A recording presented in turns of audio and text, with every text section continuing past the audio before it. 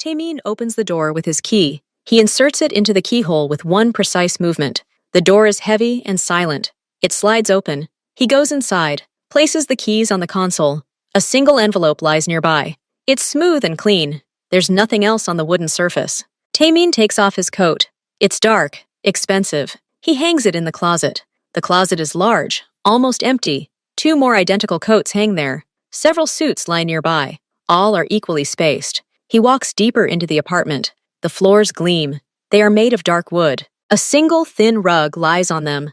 It doesn't creak underfoot. It just rustles quietly. The apartment smells clean. Clean and nothing else. It doesn't smell like food. It doesn't smell like life. It smells like furniture polish. The living room is huge. There's a large sofa in it. It's black, leather. In front of it is a low table. On the table lies a single book. It's a thick tome on economics. It lies exactly in the center of the table. There's not a speck of dust or stain anywhere near it. Taemin goes to the window. Windows line the entire wall. Beyond them is the city. Millions of lights. They flicker somewhere far below. Up here, it's quiet. The sounds of the city don't reach here. He stands and looks at these lights. His face is expressionless. It's calm. He owns this view. He owns this silence. He turns away from the window. His footsteps echo hollowly in the empty space. He walks into the kitchen. It gleams with steel and glass. All the appliances are lined up. Not a single cup sits on the countertop. He opens the refrigerator. It's almost empty. Inside are several bottles of water, lined up in a row. There's a package of fresh tofu, a bag of rice. Everything is simple, functional. Taemin takes a bottle of water. He closes the refrigerator. He unscrews the lid. He drinks straight from the bottle. His throat moves evenly. He sets the bottle on the table. Then he takes a napkin. He wipes the spot where the bottle stood. There wasn't a drop of water, but he wipes it anyway. He stands alone in the middle of his kitchen. The refrigerator hums quietly. No other sounds. He's used to this silence. It envelops him. It protects him.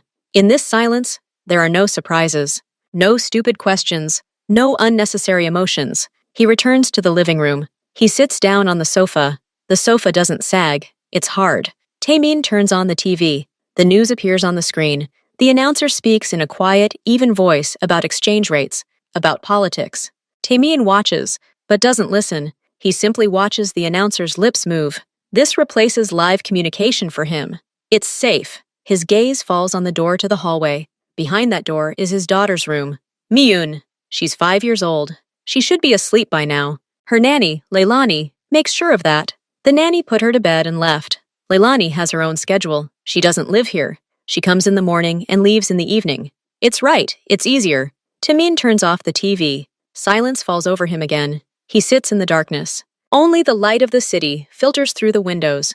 It draws long stripes on the floor. They fall onto the perfectly clean parquet. He thinks about tomorrow, about meetings, about calls, about decisions that need to be made. His thoughts are clear, cold. They follow well-worn paths. Nothing throws him off track. This is how it should be. Order, control, silence. He gets up from the couch. He goes to check the lock on the front door. The lock clicks. Everything is secure. He checks it twice. Then he goes to his bedroom.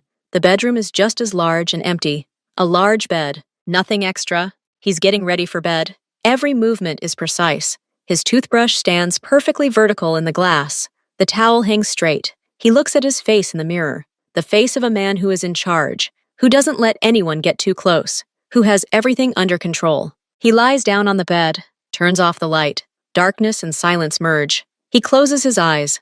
Tomorrow will be the same day, just as controlled, just as quiet. He's almost asleep. And then, from somewhere deep inside the apartment, a soft sound comes. It's a creak, just the creak of wood. The old house is breathing. Taemin opens his eyes. He listens. Nothing else. Just this lonely creak, then silence again. Absolute. He closes his eyes again. He's not afraid of silence. He created it.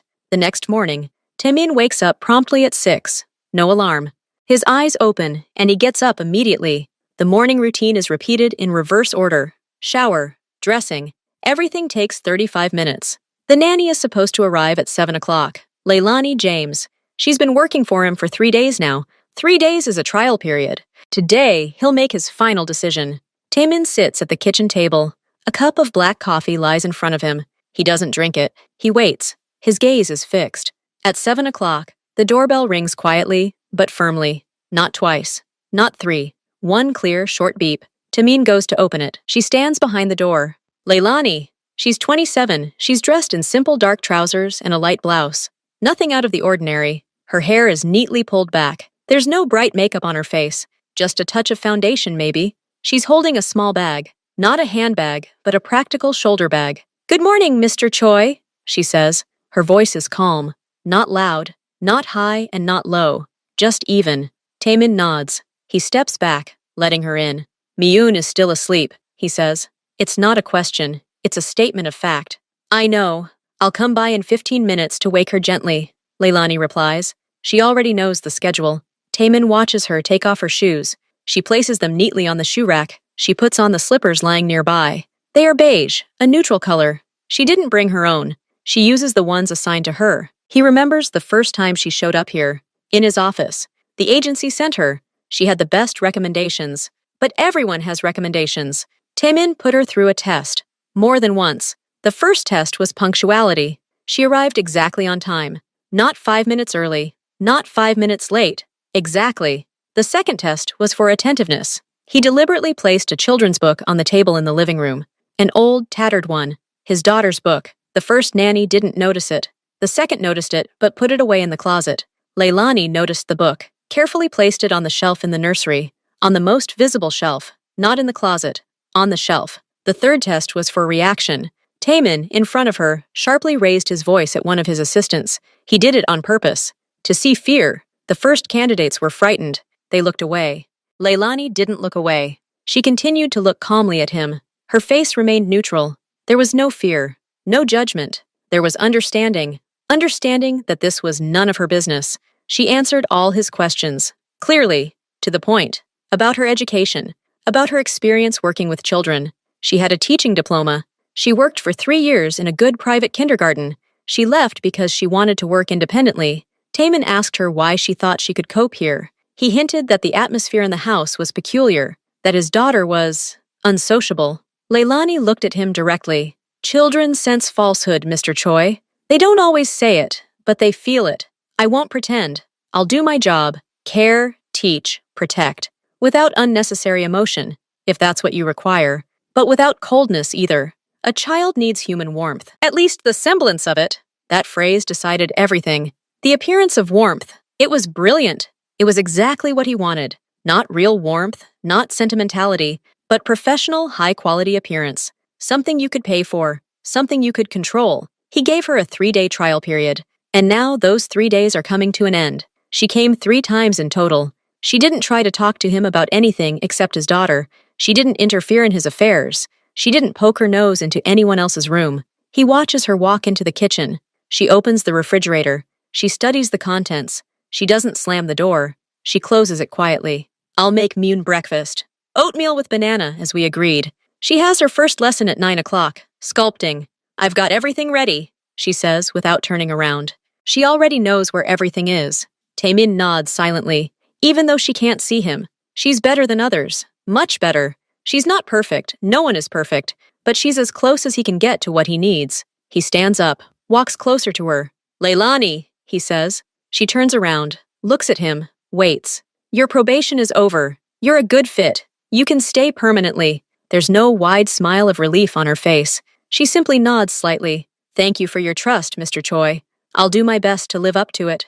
"I'm confident," he says, and he almost believes it. He takes his briefcase. He leaves. He has business. The world awaits his decisions. He leaves his home, his daughter, in the arms of this woman, an African-American woman, with a calm gaze and a teaching diploma. As he walks to the elevator, he feels a strange relief. For the first time in a long time, he doesn't look back at his apartment door with doubt.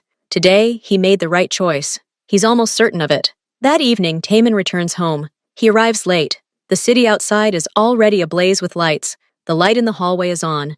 It was left there for him. He hears quiet voices from the living room.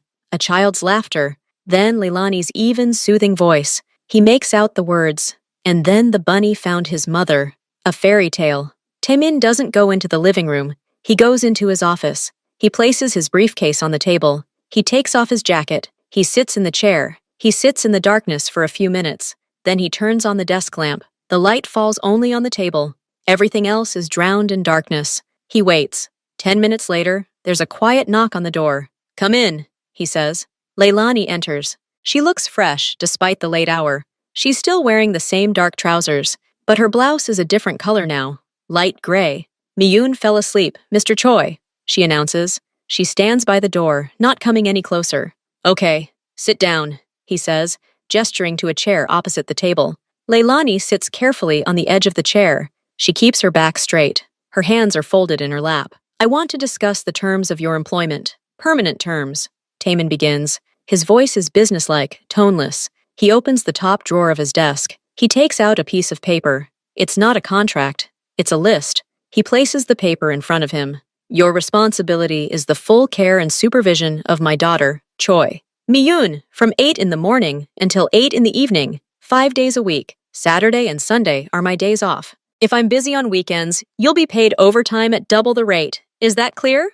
"Yes, Mr. Choi." "You provide her meals, activities, and walks. I will provide a separate list of permitted foods and activities. You are not allowed to change her diet or schedule without my consent." "Understood." "You accompany her to all extracurricular activities. You wait for her in the hall. You do not interact with other parents or nannies more than is polite. You do not discuss our family, under any circumstances." Leilani nods silently.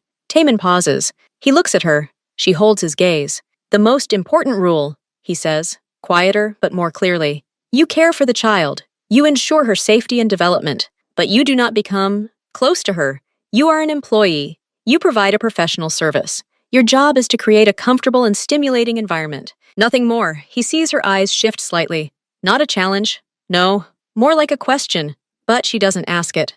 "Miyun is an impressionable child. She gets attached easily. That can't be allowed. Your role is that of an experienced guide, not a friend, not a surrogate parent. Is that clear?" "Quite clear, Mr. Choi," she finally answers. Her voice remains level. "You will report to me every evening, briefly, to the point. What you ate, how you slept, what you did. Any successes or problems. No personal comments. No emotional overtones." "Good. There are areas in this house you are not allowed to enter. My office, my bedroom, the guest rooms on the second floor. You are responsible for the common areas and Miyun's room."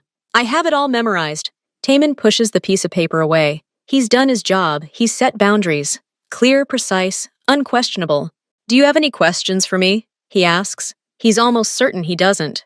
Leilani thinks for a moment. "I have one question, Mr. Choi." "Yes?" If she's sad, if she seeks emotional connection, how should I respond? Within the established rules." The question catches him off guard. He hadn't expected such specifics. He'd expected questions about salary, sick leave, vacation. "You're distracting her with an activity, a game, a new task. Children switch quickly," he says, his voice a little off-key. Leilani looks at him. Her gaze seems too penetrating at this moment. "I understand," she says simply. "Thank you for clarifying." She stands up. "Good night, Mr. Choi." "Good night, Leilani." She leaves the office. She closes the door so quietly that there's no click. Taemin is left alone. He looks at the closed door, then at the sheet of paper with the rules. Everything is written down. Everything is under control. He feels satisfaction. Now everything will be as he planned. Perfect order. No surprises. No unnecessary feelings. He doesn't know that Leilani's question wasn't a worker's question. It was the first, almost invisible probe. The first attempt to understand the boundaries, not of the rules, but of the person who set them. But Taemin doesn't see this. He only sees that the rules have been accepted. And that's the main thing. A week passes. The new regime is taking hold. Taemin barely sees Leilani. He leaves early in the morning, when Miyun is just finishing breakfast. He returns late in the evening, when Miyun is already asleep. He sees only the results of his work, his daughter's tidy room, neatly arranged toys, a report on his phone. The reports are impeccable. 8 a.m. Wake up. 8:30 a.m. Breakfast. Oatmeal. Apple. 9 to 10 a.m. Educational games. Lines. Oz puzzles. 10:30 a.m. Banyan. Walk in the park. 12 p.m. Lunch. Soup. Steamed fish. Vegetables. And so on. Not a single unnecessary word. But one Wednesday, Taemin's important meeting falls through. The client suddenly leaves town. Taemin decides to return home early. By early, he means 3 o'clock in the afternoon. He enters the apartment. Silence. but not the absolute evening silence. This is daytime silence. It's different. It echoes recent life. He hears the ticking of the wall clock in the living room. He hears the hum of a dishwasher somewhere. He goes into the kitchen to pour water and freezes in the doorway. Leilani and Miyun are sitting at the large kitchen table. 2 plates stand in front of them. On the plates are pancakes. Not perfect, round pancakes, but slightly misshapen. One is even burnt on the edge. Miyun sits with her head buried in her plate. She's concentrating on spreading something on a pancake. Next to her is a jar of something dark. It's chocolate spread. Taemin never bought it. That means Leilani brought it with her. But it's not the pasta. It's his daughter's face. There's an expression on it. An expression of concentrated, happy involvement. She's carefully spreading the chocolate with the tip of a knife. Her tongue is slightly stuck out in effort. Leilani sits across from me. She's not eating. She's looking at Miyun. And on her face, there's no professional, detached smile. Her face is calm, warm. It simply observes, without tension, without the thought of doing anything. Taemin stands and watches. He doesn't know what to feel. This is breaking the rules. Pancakes are not part of the approved diet. Chocolate spread, even less so. This is unnecessary emotion. This is creating a moment. And at that moment, Miyun looks up. She sees her father. Her eyes widen. Usually, when she sees him, her face becomes serious, wary. She freezes, like a small animal sensing danger. But now everything is different. Traces of chocolate remain on her lips. And she smiles. Not widely, not laughing. She just smiles at him and says in her thin voice, "Daddy, we're making pancakes with chocolate. Leilani taught us." Taemin doesn't move. He stares at that smile. He can't remember the last time he saw it. He can't remember her simply smiling at him because she was happy to see him, because she had something to share with him. Leilani turns around. Her face changes instantly. The warmth is gone.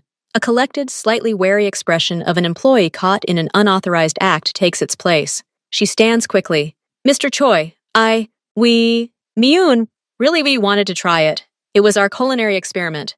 Everything within reason. Whole wheat pancakes, high cocoa spread, no palm oil." She speaks quickly, but doesn't apologize. She simply informs. Taemin is silent. He looks at his daughter.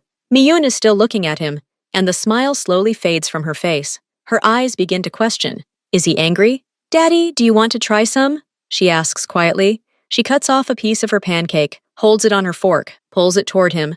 Taemin steps forward. He doesn't pick up his fork. He just looks at the piece, at the chocolate stain around it. He feels something inside him tighten, something cold and hard. Rules exist for a reason. They're a wall that protects him from chaos, from feelings, from pain. "Clean that up," he says quietly. He doesn't yell. He just speaks. His voice is icy, even to himself. Miyun lowers her fork. Her lower lip trembles slightly. "Leilani, clean all of that up and return the kitchen to its original state," he says, now addressing the nanny. He doesn't look at her. He looks out the window. "Right now. And please stick to the approved list from now on." "Of course, Mr. Choi." He hears her voice evenly. He turns and leaves, goes into his office, closes the door. He stands in the middle of the room and breathes, deeply, evenly. He needs to regain control. Over the situation, over himself. He can't hear what's going on in the kitchen, but he knows. He knows that Leilani cleans up quickly and efficiently, that she washes the dishes, wipes the counter, that she speaks to Miyun in a quiet, calm voice, not justifying him, not scolding him, simply putting it all down to practical use. "Let's clean up, honey. Everything's fine." An hour later, when Taemin emerges from the office, the kitchen sparkles with pristine cleanliness. Nothing reminds him of the pancakes, the smile, or the fork extended toward him with a piece of chocolate pancake. But something has changed. He can't explain it. He just knows. He knows he saw something real. And he turned away from it, because the real is dangerous. It can destroy all his walls, all his perfect walls, built with such effort. He goes to his bedroom, and for the first time in a long time, he doesn't want to turn on the TV. He just wants to sit in silence. But silence feels different now. It doesn't protect. It simply acknowledges the fact of his loneliness and the loneliness of his daughter in the next room. A few more days pass. Taemin waits for the consequences. He waits for Leilani to become more cautious, colder, or conversely, to try to explain herself, to talk. But nothing happens. She arrives every morning at 7 sharp. She does everything just as flawlessly. Her reports are just as dry and precise. No hint of pancakes, chocolate, or any violation of the rules. She acts as if the incident never happened, and gradually Taemin calms down. The incident was an accident, a weakness. He made a suggestion. She understood. Order is restored. He almost believes it. He begins to notice details, the way she fits into his life. She leaves no trace behind. Not a forgotten hairpin, not a cup on the table. Her bag always sits on the same stool in the hallway. When she leaves, the stool is empty. She knows his schedule. If he's running late, she doesn't call with questions. She just leaves the light on in the hallway and dinner in the oven. A simple, healthy dinner. Fish with vegetables, buckwheat with mushrooms, nothing extra, nothing that might irritate. She communicates with him only on business. Briefly, clearly. Miyun has a morning drawing class tomorrow. She needs to be there by 9. I'll take her out 15 minutes early. Or, she was a little cold on our walk today. Should she wear a warmer jacket tomorrow? She doesn't try to talk about anything else. She doesn't ask how his day was. She doesn't comment on the weather. She's the perfect tool. Functional, quiet, predictable. Taemin begins to trust her, not as a person, but as a machine. The machine works flawlessly. His daughter looks well-groomed. She's dressed in clean, neat clothes. Her hair is braided in simple but pretty pigtails. She completes assignments. She's developing. He checks. Discreetly. Watches the footage from the hallway camera.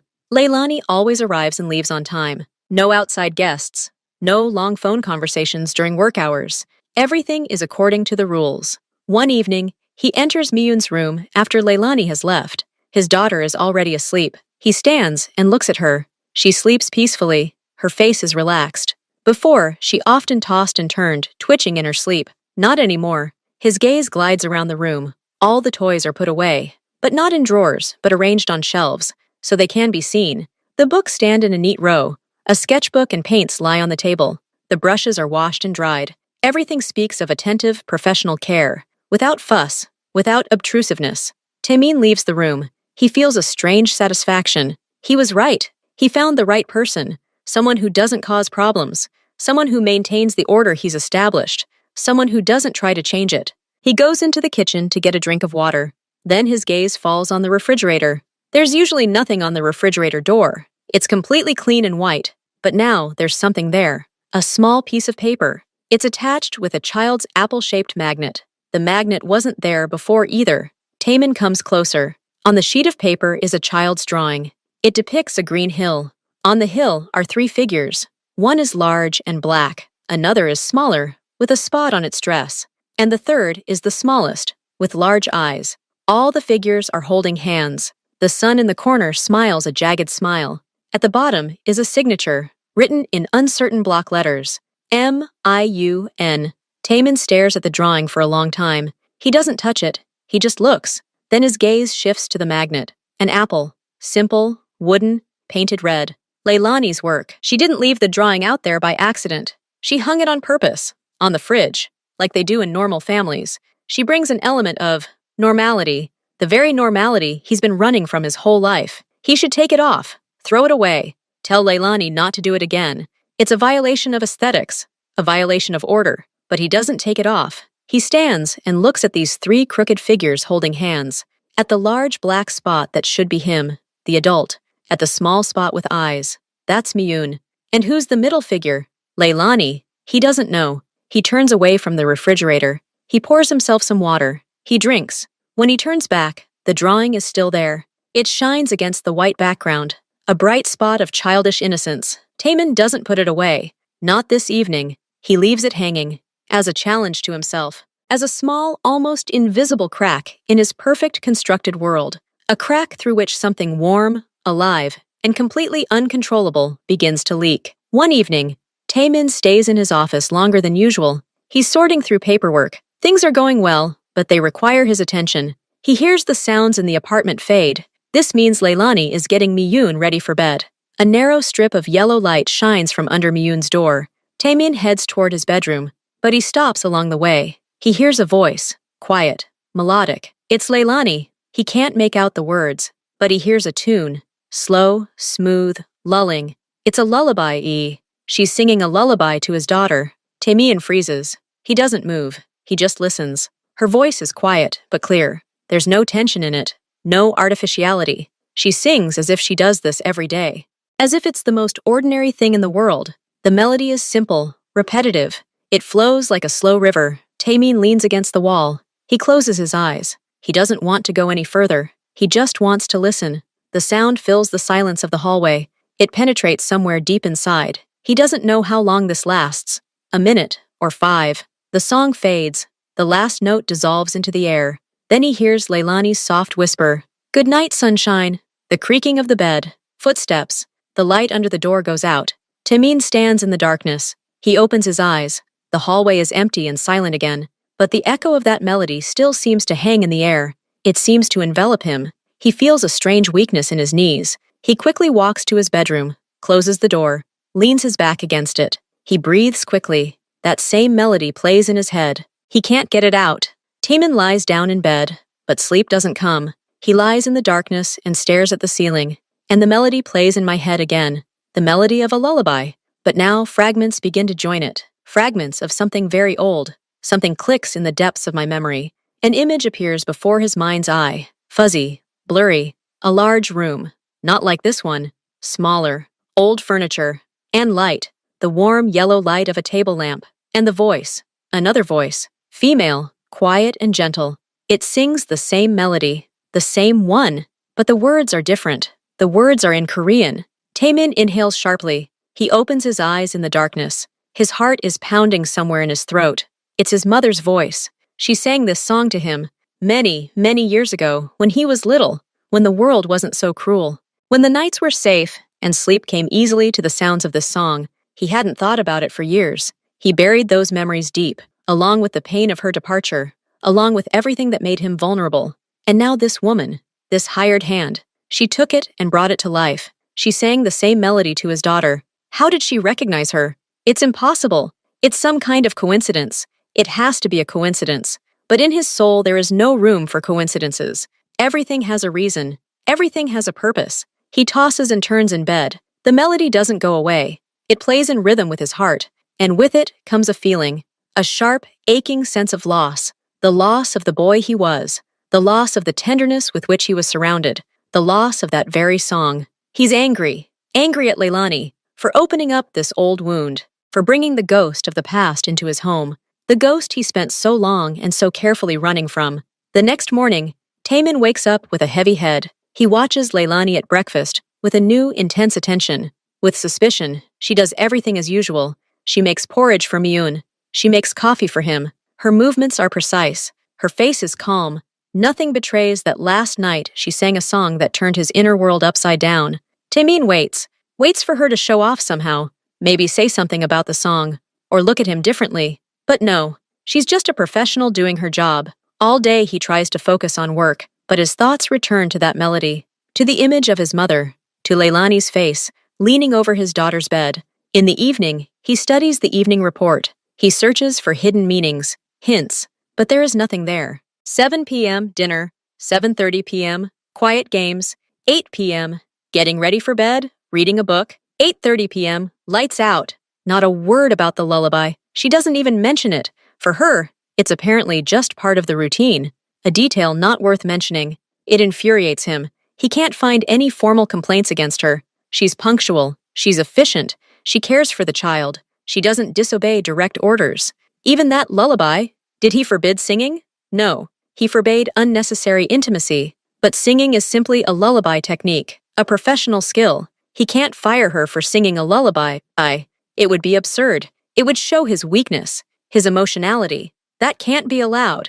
But her perfection now irritates him. Before, it calmed him. Now it gets on his nerves. Because behind that perfection lies something else. Something warm, alive, that penetrates all his barriers. And he can't resist it. He can't find fault. A few days later, Taemin comes home at his usual time. Myun is still awake. She's sitting with Leilani on the living room carpet. Colorful beads and fishing line are laid out in front of them. Seeing her father, Myun jumps up. Her face lights up. She runs toward him, clutching something in her fist. "Daddy! Daddy! Look!" She opens her hand. A bracelet lies on it. A simple bracelet made of large, hand-painted wooden beads. The beads are blue, yellow, and green. They are strung on a sturdy thread.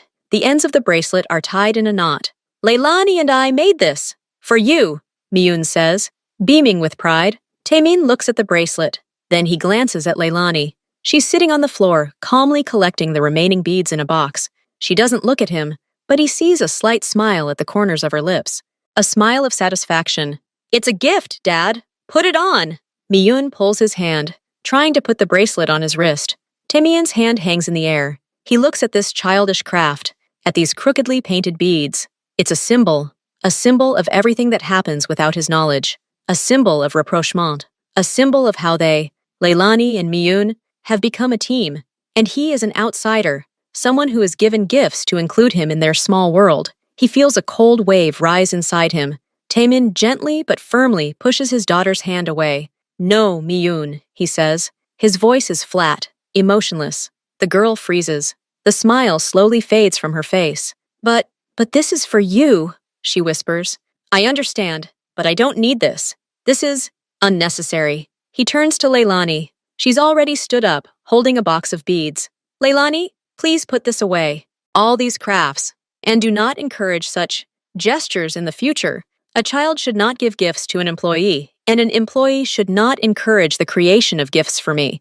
This violates professional boundaries." He speaks coldly, clearly. He sees Leilani's eyes darken, but her face remains unreadable. She simply nods. "Understood. Sorry." She bends down to take the bracelet from Miyun's hands, but the girl clenches her fist. "No!" she cries. It's not a scream. It's a quiet, pained protest. "Miyun, please give it back," Leilani says softly, but the girl doesn't. She clutches the bracelet so tightly that her knuckles turn white. She looks at her father. There's an unshed tear in her eyes. Resentment, misunderstanding. "Why?" is the only word she can squeeze out. Taemin sees that tear. He sees her lower lip trembling. His own heart tightens, but he can't back down. He can't show weakness. If he backs down now, the wall will crumble. His entire system will crumble. "Because I said so," he says. His voice sounds alien even to himself, hard as stone. This phrase becomes the last straw. A tear escapes Miyun's eye and rolls down her cheek, then another. She doesn't sob. She just cries quietly, hopelessly. She unclenches her fingers. The bracelet falls to the floor with a dull thud. Leilani quickly picks it up. She places the bracelet in the box. Then she leans toward Miyun. She doesn't hug her in front of him. She simply places her hand on her shoulder. She speaks quietly, right into her ear. "It's okay, honey. Everything's fine. Come on, let's wash your face." Leilani looks up and looks directly at Taemin, just for a second. But there's no longer the same neutrality in that gaze. No submission. There's reproach in it. A clear, silent, yet deafening reproach. It asks, "Why? Why are you doing this?" Then she looks away. She takes Miyun's hand. She leads her out of the living room and into the bathroom. Taemin is left alone. He looks at the empty spot on the carpet where his crying daughter had just sat. He hears the soft sound of running water from behind the door. He hears muffled sobs. He looks up at the box of beads Leilani left on the table. He approaches it, opens it. On top lies the same bracelet. He takes it in his hands. The beads are warm from a child's palm. He squeezes them. The wood springs slightly. He wants to throw this box at the wall, destroy all these stupid, bright, living things, but he doesn't. He just closes the box, puts it back on the table. His hand is shaking. Several days pass. The atmosphere in the house changes. It becomes tense. Miyun barely speaks to her father. She obeys his demands silently. She goes to bed without asking for reading material. She eats without looking up from her plate. Leilani behaves flawlessly, even more flawlessly than before. She is almost invisible. She does her job with surgical precision. She no longer sings lullabies, at least not when he can hear her. And that's what irritates Taemin the most now, her calm, her ability to remain composed even after that incident, her inner warmth, which he feels even when she simply sits silently next to Miyun, drawing. This warmth seems to burn his cold skin. It reminds him of what he doesn't have, what he deprived himself of. He finds himself searching for flaws in her. He nitpicks. "Why was our walk 5 minutes shorter today?" Or, "This sweater doesn't quite match these pants." She calmly explains, "It started raining, so we came back early." Or, "Miyun chose this outfit herself. I supported her independence." She has a sensible, professional answer to everything. She doesn't snap. She doesn't make excuses. She simply informs. And this only makes him more irritated. He wants to unsettle her, to see some emotion in her. Anger, fear, anything. But there's only that damned calm and warmth, all-pervading, ineradicable warmth. Taemin decides to tighten his grip. He doesn't trust her. He doesn't trust the quiet, cozy atmosphere she's created. He needs to check everything himself. He hires a private investigator. He gives her the task to check out Leilani James, her past, her connections, her finances, everything. He expects dirty laundry, expects some debts, problematic relatives, dark spots in her biography. A week later, the report arrives. Taemin studies it in his office. He flips through the pages and finds nothing. Her parents are retired teachers. Clean credit history. She has worked in good places. Colleagues describe her as a professional and a kind person. No connections to shady characters. No bad habits. She goes to the library, sometimes to the movies with a friend. That's all. The report brings no relief. It brings even more irritation. So she really is like this. So calm, pure, kind. Imperfect, but real. And this realness of hers now seems dangerous to him, because she is real in a world where he is accustomed to falsehood, to masks, to calculation. He tightens internal controls. He checks security footage more often. He reviews receipts from the stores she goes to with Myun. Everything is in order. Fruits, vegetables, children's clothes, books. No unnecessary spending. No strange purchases. He feels stuck. The enemy he's trying to neutralize turns out to be no enemy. He turns out to be just a good person. And it's unbearable. Taemin's latest deal falls through at the last minute. His partner hesitates. The meeting is rescheduled. Taemin has the evening free. He decides to go home. Unexpectedly early, he enters the apartment. The light is on in the hallway. Sounds come from the kitchen. Not voices. Music. Quiet, rhythmic music. Something jazzy on a saxophone. Taemin freezes. Then he walks silently toward the kitchen. He stops at the door. The overhead light in the kitchen is out. Only the fairy lights, which he hadn't noticed before, are on. They wrap around the window, flickering with a warm yellow light. In the middle of the kitchen, in the empty space between the table and the island, two figures are dancing, Leilani and Myun. Leilani holds her daughter's hands. Myun stands barefoot in her shoes. They twirl slowly. Leilani hums along to the music. She smiles. Her face is relaxed, happy. She's not a professional nanny at this moment. She's just a woman dancing with a child. Myun laughs, loudly, carefreely. She wraps her arms around Leilani's waist and presses herself against her. She trusts her completely. She's completely happy in that moment. Taemin doesn't move. He just watches. This image hits him with new force. This isn't a lullaby in the dark. This isn't a craft.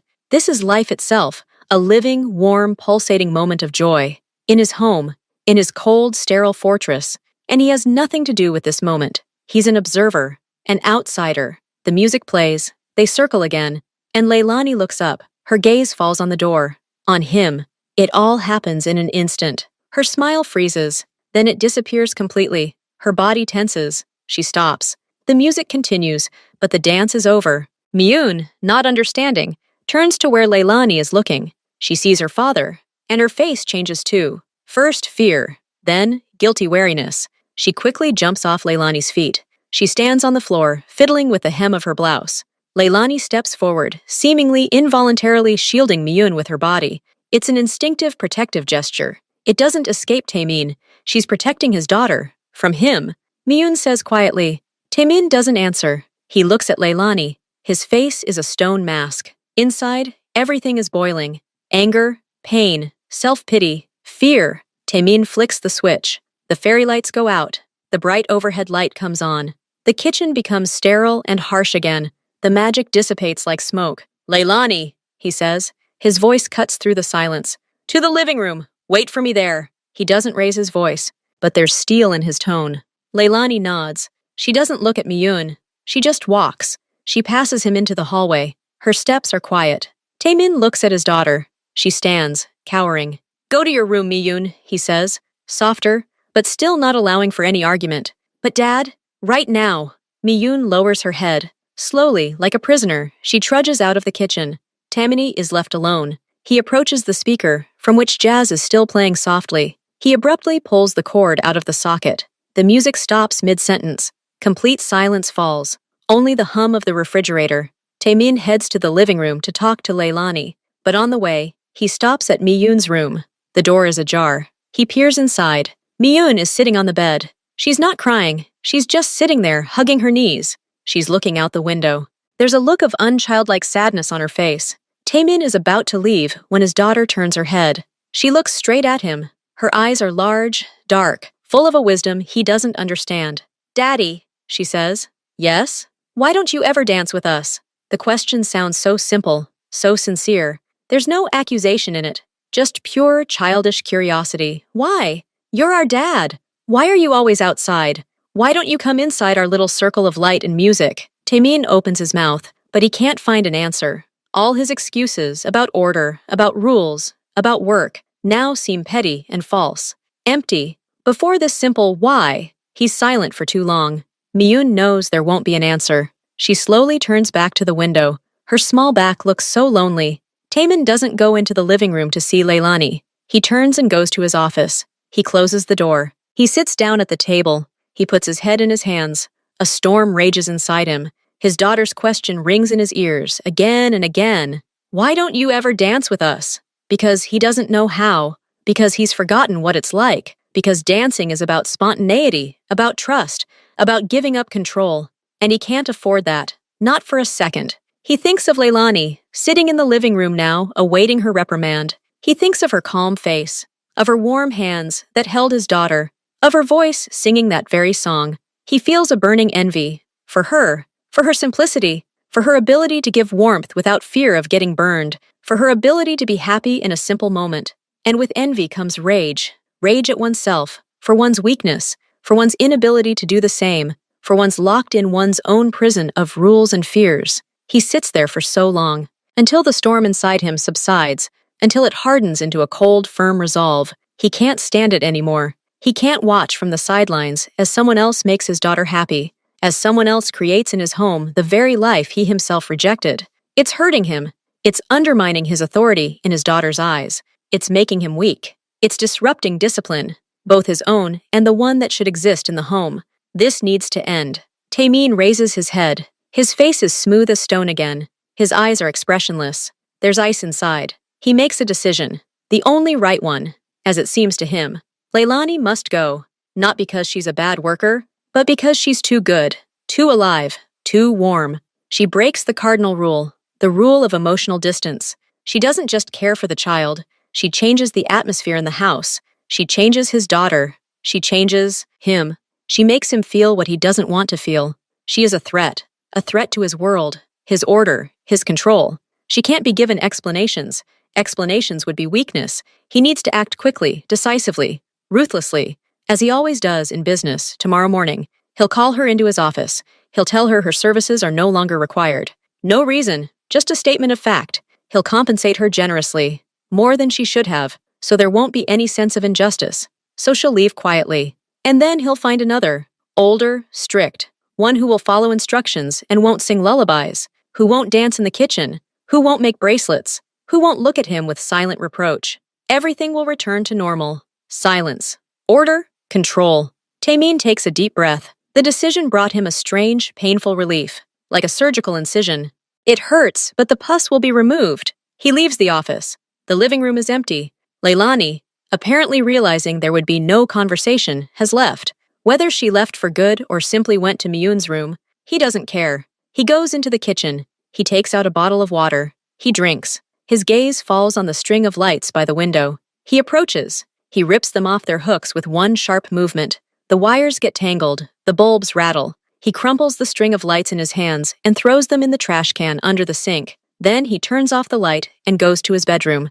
Tomorrow he will restore order, once and for all. Taemin wakes at dawn. He hadn't slept well. His sleep was fitful, filled with snatches of melodies and children's laughter, interrupted by sudden silence. He gets up and goes through his morning ritual with redoubled care. Every movement must be perfect.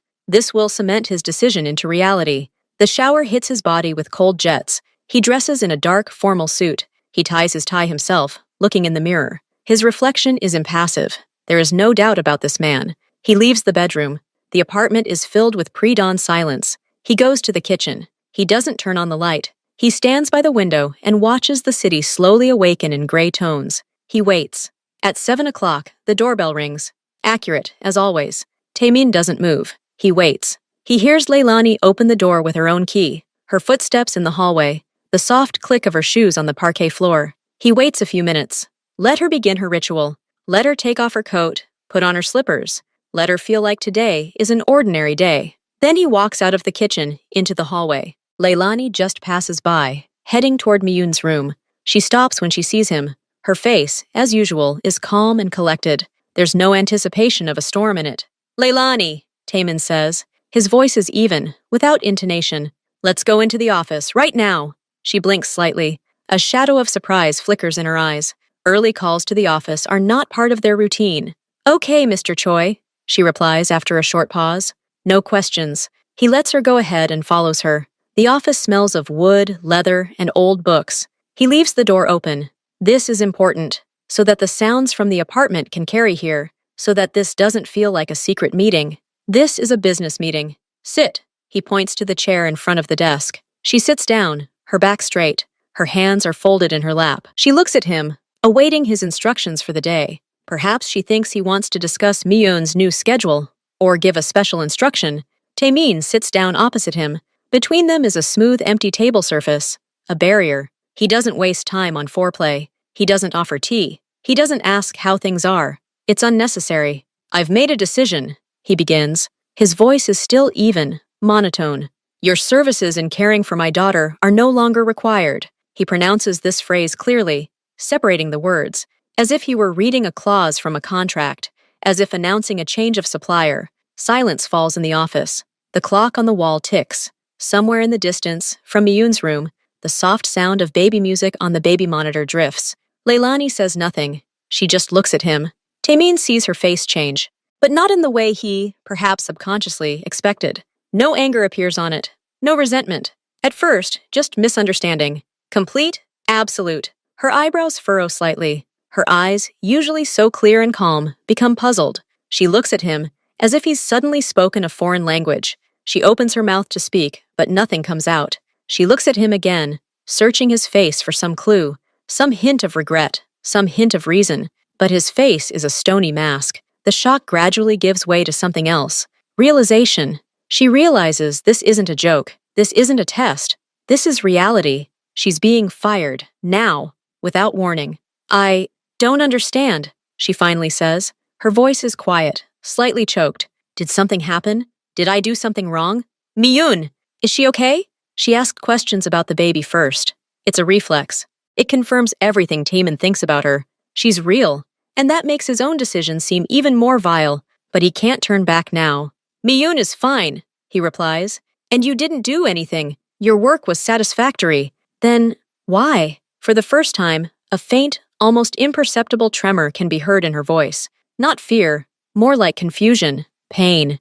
Taemin looks away. He looks at the table. He can't look at her now. Reasons don't matter. The decision has been made. It's final. He opens the top drawer of his desk. He takes out a large, thick envelope made of brown paper. The envelope is unsealed. Taemin places it on the desk and slides it toward her. Here is your salary for the current month. Also included is compensation for the sudden termination of our agreement. The amount is 3 times the agreed-upon monthly salary. I consider this more than fair.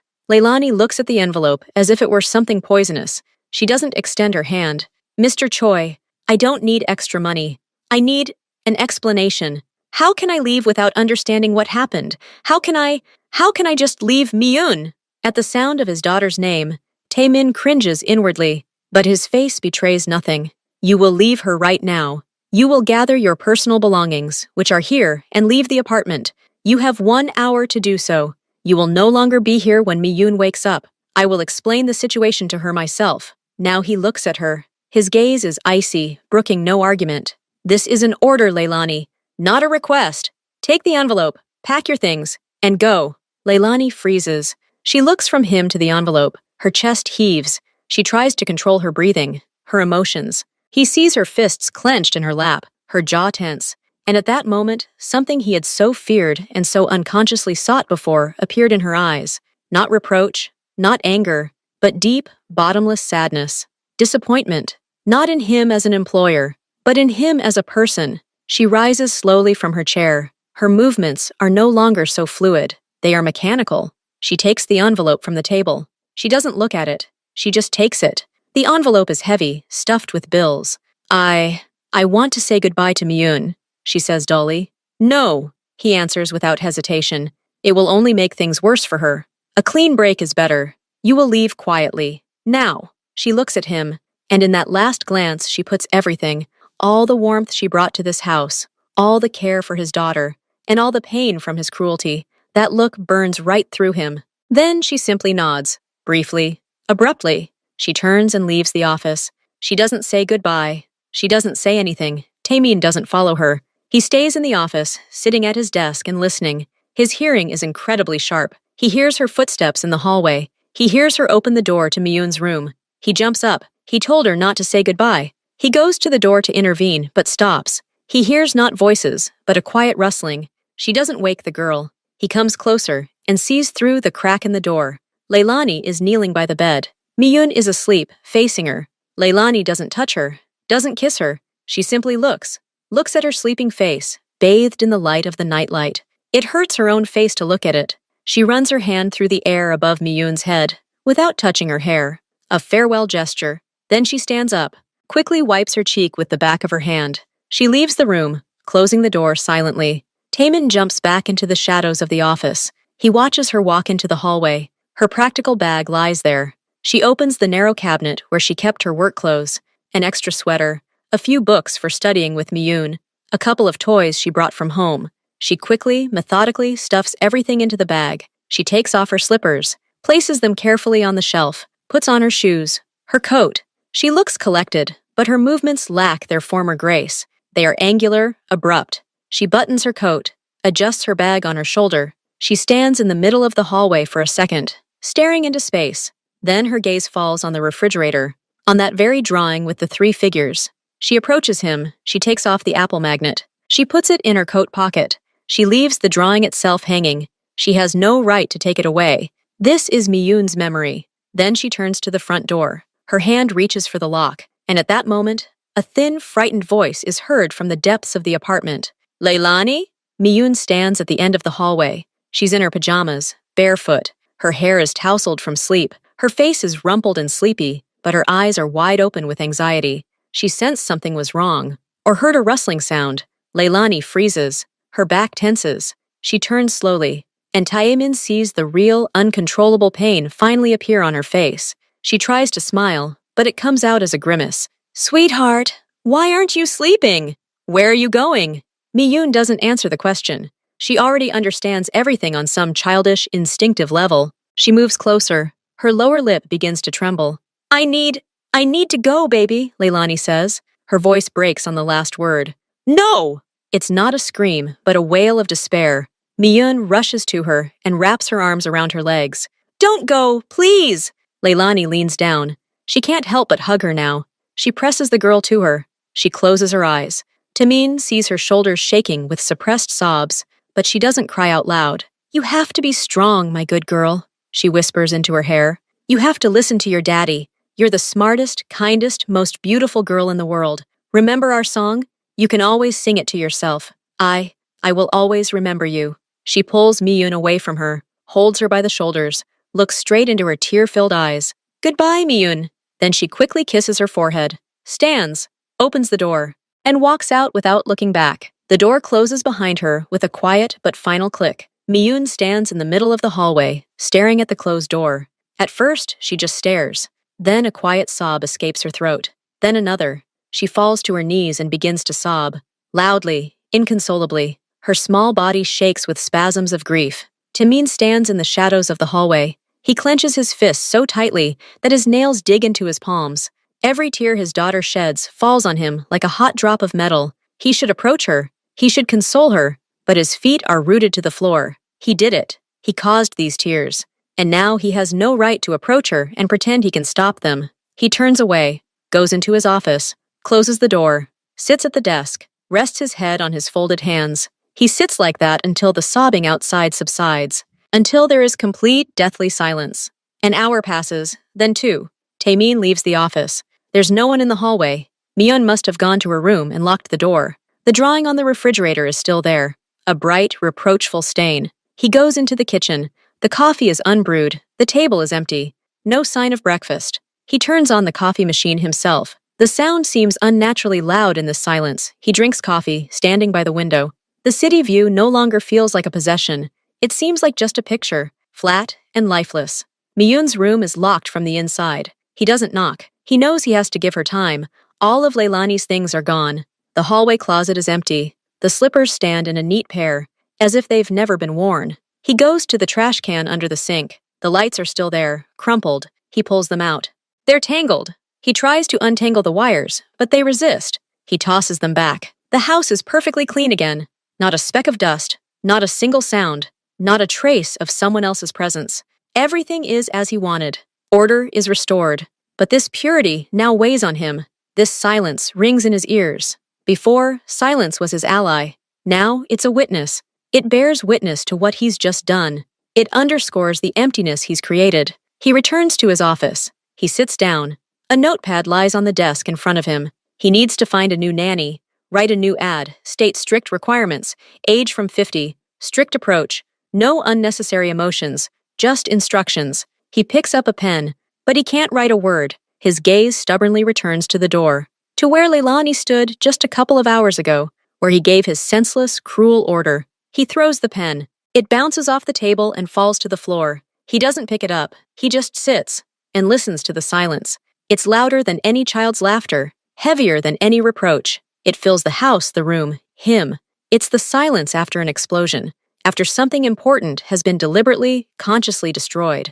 And somewhere behind the wall, in her room, his daughter suffers silently, and he, the creator of this silence and this pain, cannot take a single step to make things right, because that would mean admitting his mistake. And he doesn't make mistakes. He simply makes decisions, even if those decisions break his child's heart and leave him in the icy, lifeless void that now calls his home.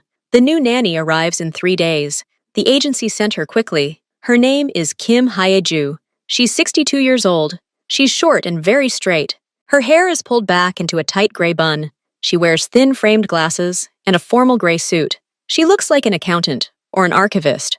Taemin meets her in his office. He hands her the same list of rules. She reads it carefully, slowly, nodding along. Her face expresses nothing but concentration.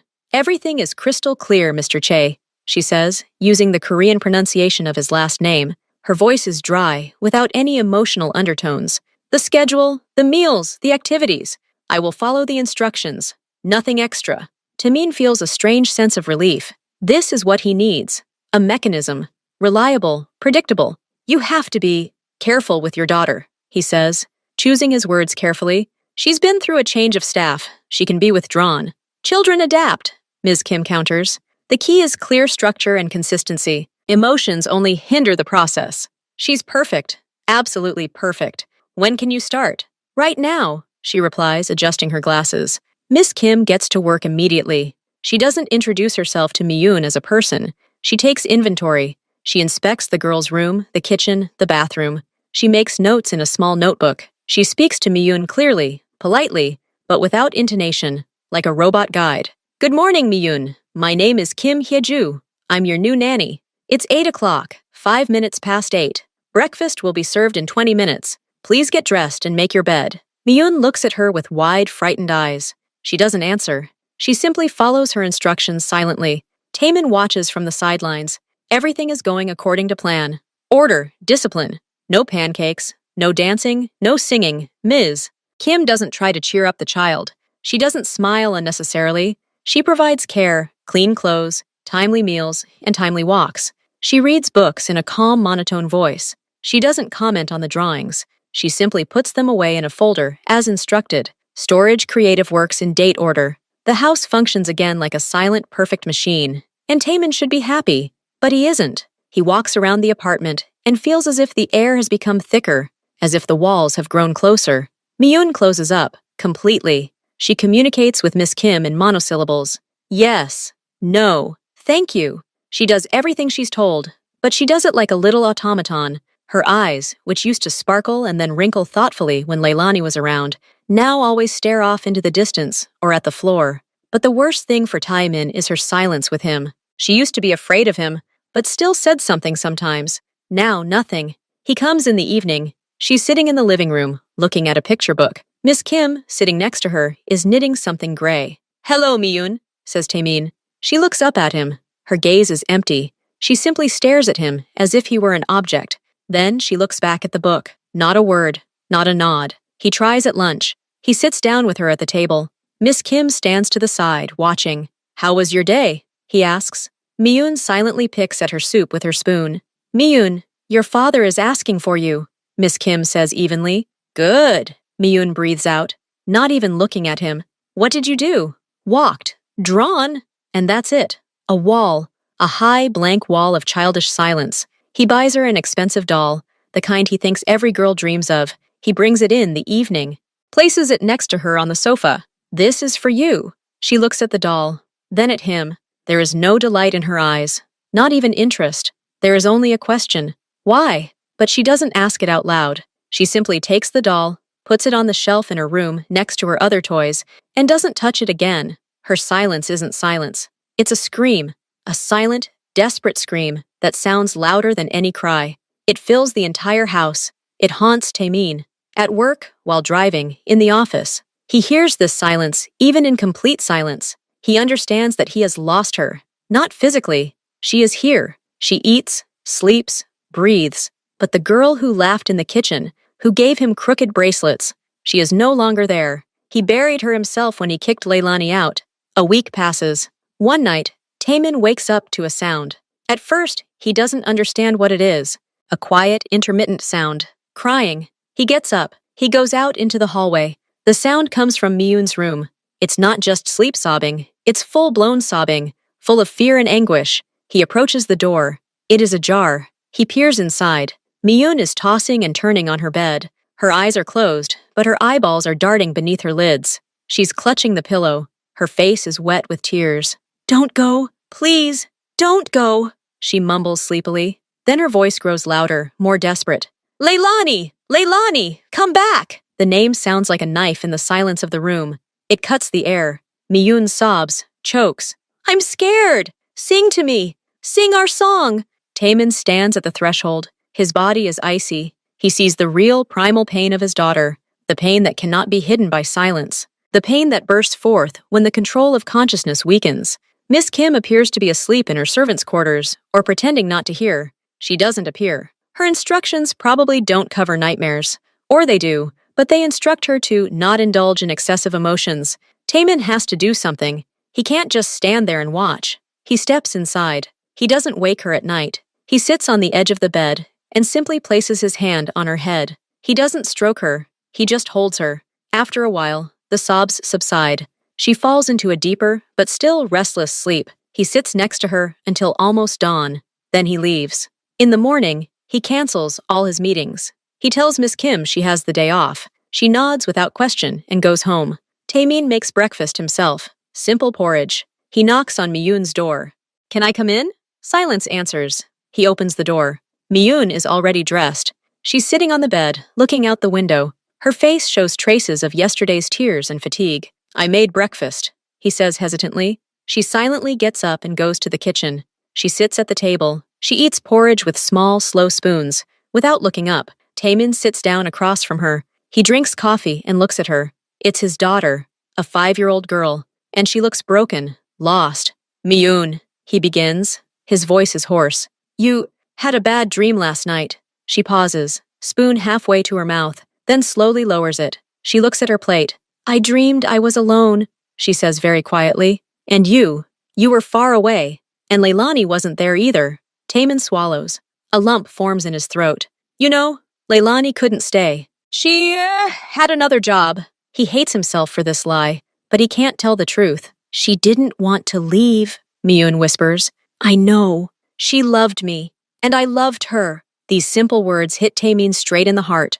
She loved me. He never thought about it. He thought about professional affection, about the appearance of warmth. But for a child, everything was simpler and more real. She was loved, and she loved back, and that love was taken from her. Daddy! Miyun looks up at him. Tears well up in her eyes. But she's not crying. She's just looking. I'm so sad. Every day. Even when I'm not sad, I still feel sad inside. And nothing helps. Not a doll. Not a book. Taemin doesn't know what to say. Everything will be fine would sound like a joke. I'll help, but he doesn't know how. He created this pain, and he has no cure for it. He reaches across the table, places his hand on top of her small one. She doesn't pull away, but she doesn't respond to his touch either. Her hand is cold. They sit like that in silence. Then Miyun takes a deep breath, as if gathering her strength for something important. Dad, do you remember how Leilani sang to me before bed? Taemin freezes.